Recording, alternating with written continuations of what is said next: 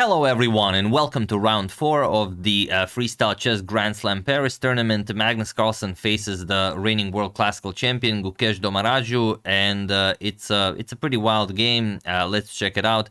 And if you're wondering why Gukesh has only a rating of 2654, well, he just doesn't play all that much chess outside of classical. He's starting to more and more. He's playing more blitz, more rapid, but you know, as I understand, he's mostly interested in classical, and that is where, you know, he spends his time, and obviously that is why he's the world classical champion. But let's see how he does in rapid with some scrambled pieces, and it's one of the positions that really favors white due to the positioning of the bishops, and the black has to play extremely precise in order not to fall behind really quickly. So Magnus starts with pawn to g4, and interestingly, it's one of those positions, there are more of them, that you can castle on the first move. You can castle like this, so when the king and rook are on c1 and d1, you can castle on move 1 if you want, and it's not you know, that's terrible a move.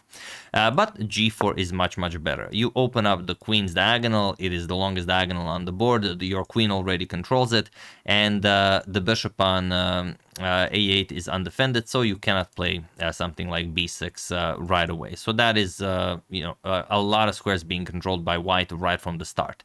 We have g4, pawn to g6. Interestingly, pawn to f6 and pawn to g5 are the best moves for black. Pawn to f6 being the top one.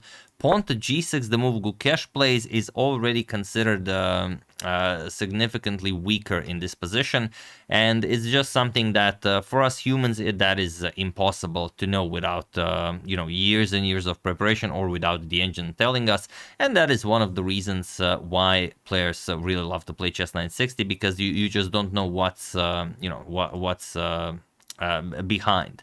So c4, and Gukesh castles queen side. We have pawn to f4 by Magnus, pawn to f5, and captures. We have pawn to c5, grabbing more space on the queen side, and now pawn to c6. You could maybe consider some other moves, but it makes sense to open up the dark square bishop. The light square bishop for the moment isn't doing all that great, but maybe someday. We have knight to d3 and pawn to d6. That is mainly the reason why this position is so bad, as it's very hard to get those bishops into the game. And here Gukesh allows Magnus to sort of really develop, and you can do it by going bishop to c2 and pawn to b4. That is one way, because by playing bishop to c2, although it seems like a move that really does nothing, it defends the bishop on a1, and now pawn to b4 will come and attack on that queen on h8, and definitely a nice way to develop. But Magnus starts with knight to f3, knight to c7, and now goes for bishop to c2, and the white is just so much better here. Knight f6, we have pawn to b4, putting pressure on well, the knight and x-raying that queen. Queen to g8 on pinning, and bishop to b3. Now Magnus's bishop pair is fully operational, whereas Gukesh's bishop pair is you know, I have no idea what's opposite of fully operational. Non-operational, I guess. We have knight f to d5, and now pawn to b5 by Magnus. You could also maybe go rook to g1 first. Seems to be an improvement in the position before executing pawn to b5, but okay, you also have to play against the clock. The clock is also a part of the position. b5, we have d captures on c5. We have rook to g1 now, and queen to e6, and now knight captures on c5, attacking Gukesh's queen on e6, and Gukesh has to decide whether to move the queen and allow captures and then the ruining of the pawn structure on the queen side, or does he go queen to h6, keep eyeing that c6 pawn, but then allow something like bishop to g7. But even if you play something like queen f7, and if you allow this, still the rook is coming to g7, and this is just it's just hard to even look at that king. Look at the knight on c5 controlling b7, controlling d7. The bishop maybe can come to a6 if this knight gets of that c7. Bishop can come to e5. This is such a good... The knight can come to e5. This is an amazing position for Magnus. So here, queen to h6 by Gukesh, and now bishop to g7, winning the exchange. Queen captures on f4, and now knight to d3. First, improving the position a little bit, attacking the queen, also making the white king feel a little bit safer, and only after queen to d6, now you pick up the rook on f8. Bishop captures, rook captures, and b captures on c6, opening up the queen side and the path towards Gukesh's king. We have b captures on c6, and here Magnus played queen to g2. We have knight to e6, and now queen to f2, seemingly completely taking away any and all counterplay from Gukesh, as with the queen attacking that a7 pawn, it doesn't seem like you can castle at all at any point, but Gukesh immediately played bishop to c7. Almost not instantly, he did spend some 30 seconds, but that is quite fast, and he just gives up the a7 pawn. And the idea is, if Magnus captures, Gukesh will play bishop to b7 and then bishop to b6, and those bishops are now in the game. So first, Magnus decides to capture the knight on d5. It is very annoying with access to all of the squares near the white king, so he eliminates it, saying that, okay, if you capture, that would be just weird, so queen has to capture. Queen captures, and now he picks up the a7 pawn. We have bishop to b7, rook to b1, attacking the bishop, and now pawn to c5.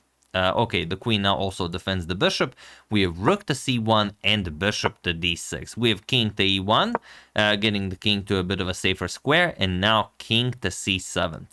Also, you could maybe just do nothing and wait with something like queen e4, queen d5, queen e4, queen d5, and just wait for Magnus to come up with a plan, but Gukesh tries to play actively. We have king to c7, and now Magnus finds knight to g5, which is very nice, as now captures on e6 will come with check, so that's why the king was maybe better placed on a move other than c7. Rook to g8, and now knight captures on e6 with check, which would be impossible, as the rook on g1 would hang. We have queen captures on e6, and now, interestingly, it's a very cool position, but Magnus doesn't play the most precise move, even without pausing the video. What would you play here? It's I mean, the position hides many secrets. What would you play here?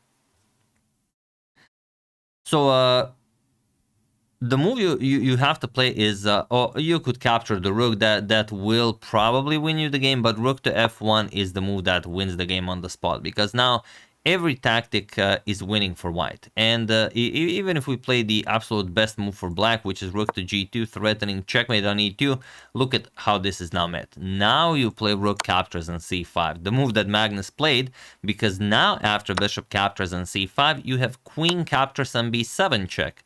And after king captures, knight captures on c5, also with a fork. Once the king moves, doesn't really matter where, you will capture on e6, and that's it. You have a rook and knight versus a rook, of course, completely winning. The way Magnus did it, with rook captures on c5, isn't enough. So if you found the correct idea, then you are a better player than Magnus Carlsen. Rook captures on c5 doesn't work, because now after bishop captures on c5, you do not have queen captures on b7, because the same line, captures, captures, and captures, wherever you go, okay, don't go into check, but after captures, you lose the g1 rook with check, and now it's a rook versus a knight. In that line, it was rook and knight versus a rook. So after bishop captures on c5, queen captures on c5 with check, which is still much better for Magnus. King to d8, and now queen to a5 with check. We have king to e8 and queen to b5 with check, king to d8. So already you can feel that this is not as clean as one would hope. Rook to g3, Gukesh now trades, rook captures, h captures, and queen to e4, trying to harass the white king with some queen h1 action. Queen to e5 by Magnus, hoping to get a queen trade, and now queen to h1 with check.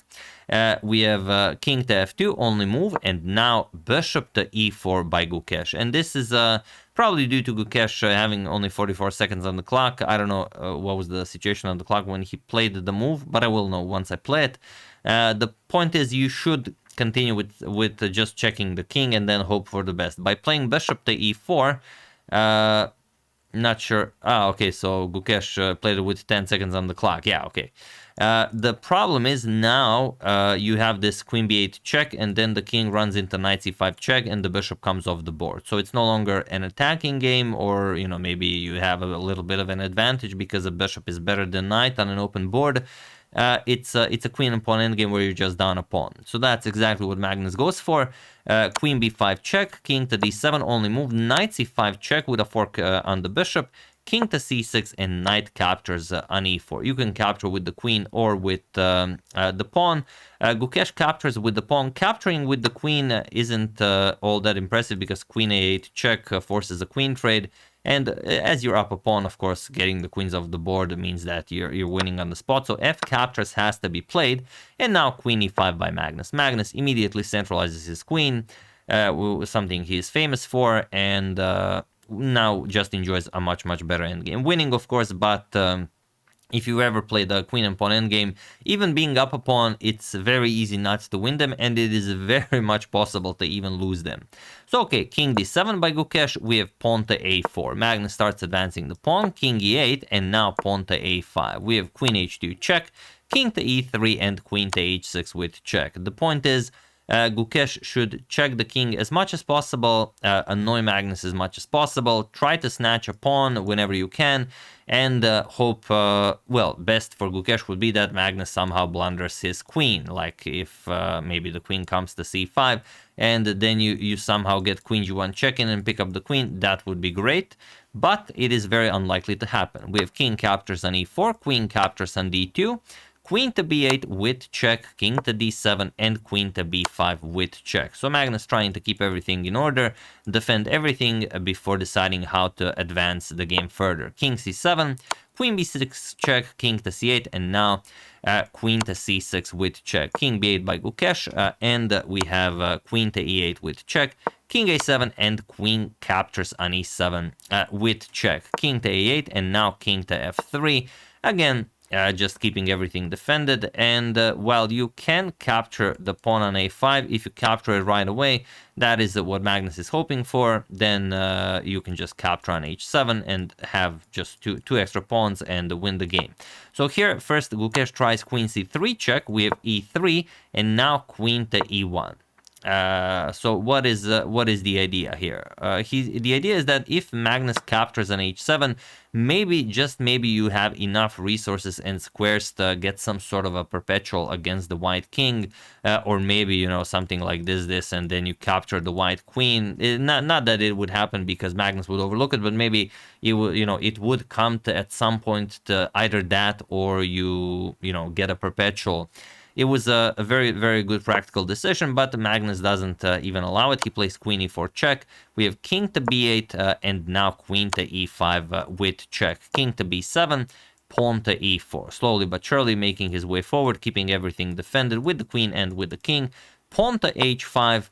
Now again, this is actually an attempt at a trick, because now if you capture queen d1 check, picks up the queen on h5, so he has to try. King to f4 by Magnus, we have queen to e2, now threatening maybe some queen g4 check action, king to g5, queen to g4 with check, and king to h6. We have pawn to h4, queen to e7 with check, king to a6, and now g captures on h4 with the white queen defending everything, and that is pretty much it. Queen to f4 check was played. We have king to h7, and he was in this position on move 59 that Gukesh Domaraju resigned the game, as there is nothing more to be done here. There are no checks that you can give to the white king, and of course capturing the pawn on a5 runs into the immediate queen g5 check, forcing a queen trade, and that's it. Now you have two extra pawns, you queen them, and you checkmate the black king. That's all there is to it. So yeah, very nice game by both of them, and like I said, Gukesh is being the world classical champion, obviously an expert in classical chess and longer time controls, but this is rapid chess, and well, it's not like bullet or anything. I think Gukesh still has some catching up to do to some of the other guys, and here he really put up an amazing fight. I would say with the black pieces, but as I don't think it's that important since none of them no openings. But here, the position being as it was really hard playing with black. Like those bishops, Gukesh had to, go to the dark side and muster up something to bring them into the game, which he managed later on, and he actually was able to not lose the game on the spot. He took it into a queen and pawn endgame, being down a pawn. and well, he was able to put up some very good resistance. But yeah, Magnus was better here. There are 2 more rounds being played today. I think Magnus faces Hikaru in the next one, and we'll see what happens. If you guys have some other games that you would like to see, use that hashtag suggestion. So yeah, hope you enjoyed it. I would like to thank Peter Van Dost, Derek King, Charles Benjamin Flynn, Diane Schwartz, and Ilya Maltsev for a contribution to my channel. Thank you a lot, I really appreciate it. As usual, you can check 2 of my previous videos here. Thank you for watching, and I will see you soon, continuing to check up on your wonderful suggestions and whatever else happens in the chess world. Thank you all, I will see you soon, and have an excellent rest of your day.